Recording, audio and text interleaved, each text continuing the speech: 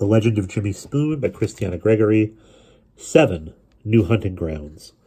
Late August brought hot days and frosty nights. The teepees glowed like lanterns under the black sky. Washaki's band now camped in the Big Hole Basin. In the East Range mountains rose white with snow.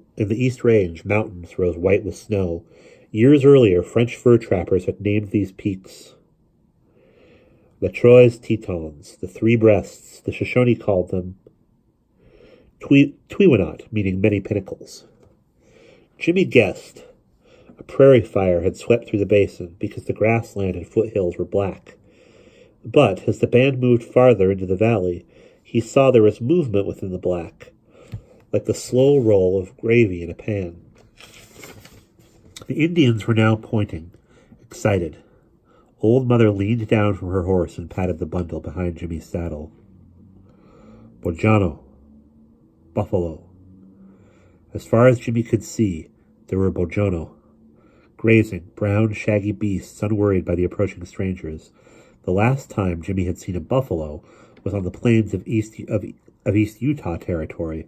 His father's wagon train had stopped for 5 days to shoot as many as possible in order to make winter coats from the fur, but the herd had looked like a patch on the prairie compared to this blanket spreading into the distance. As the women raised the teepees, the men readied themselves for the hunt. Spears and arrows were checked for straightness, and the fastest horses were led to the stream to drink, then rest. At first light the next morning, 24 hunters rode off. Jimmy had seen flintlock rifles, wrapped with rawhide and brass tacks, many of them protected by bearded scabbards along with the spears. He wondered when he and Pinto Bean would be able to join the action. Nothing could be finer than loping alongside a Bojono, back straight and feather in his hair, effortlessly shooting arrows into the animal's side. By afternoon, the hunters returned, and their wives, mothers, and sisters rode out to skin the animals. Even though the boys Jimmy's age stayed in camp, Old Mother insisted Jimmy ride with her. He trotted along on Pinto Bean, wishing he had his own spear in case a big one wandered by. The women recognized their husbands' arrows, and each knew which Bojono to work on. They laughed if their men had used too many arrows, planning to tease them later about being papooses, not mighty hunters. When Jimmy stood next to a fallen bull, he was surprised at its size. It lay in the sagebrush, its massive head as high as Jimmy's waist, its furry side round and taller than Jimmy's cheek. He could hide behind it and still be standing. Old Mother and Hanabi first sliced the belly open, then steadily cut the hide away. They peeled the fur of 6 animals and laid the skins in the sun, bloody side up, while they sectioned the meat. By roping the buffalo's hind hooves to their ponies' saddles, the women could roll the animal over to work on its other side.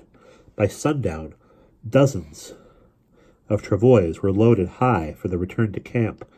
Nothing was left on the plain but splotches of blood and clumps of flattened sagebrush. Each horn, hoof, and tasseled tail was taken along with the hides and meat.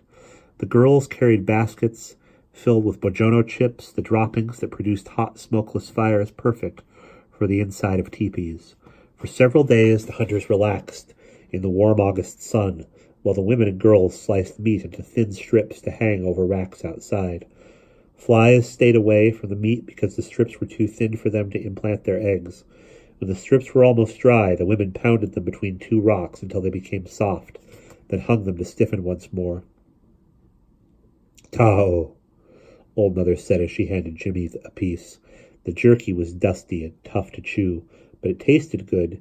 The camp was fragrant with the aroma of meat roasting, stews bubbling, and wood smoke from the many outdoor fires. As Jimmy wandered among the teepees, he could almost smell rotting food that had been tossed aside for the dogs, and in the bushes beyond camp a bad odor reminded him of an outhouse. Jimmy played along the stream with the other boys, throwing rocks at fish and skipping flat pebbles across the water. The women and girls staked the Bojono hides, fur side down, to scrape them clean. By early September they had traveled north to Deer Lodge Valley, in what white men would soon call Montana Territory. Now there were close to 3,000 Shoshone gathered, including Tukurikis, or sheep-eaters. Jimmy was thrilled by the sight of so many teepees lining the stream as far as he could see, all their doorways opening to the east. Dogs, horses, and boisterous children covered the countryside. Jimmy saw no other white person, not even a fur trader. Old Mother tailed Jimmy as he explored, worried that he'd get lost. He could now understand most of their language, even though he still found it easier to respond in English.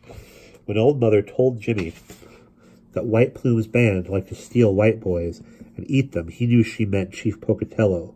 Jimmy suspected she was teasing, but still, he didn't leave Old Mother's side.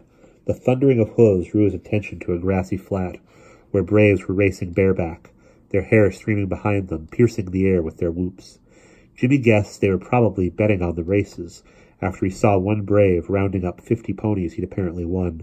Old Mother pulled Jimmy away from the crowd as the racing grew louder and wilder. By sundown, 2 Indians had been trampled to death, and a bucking horse had kicked a woman with her cradle board, killing her baby.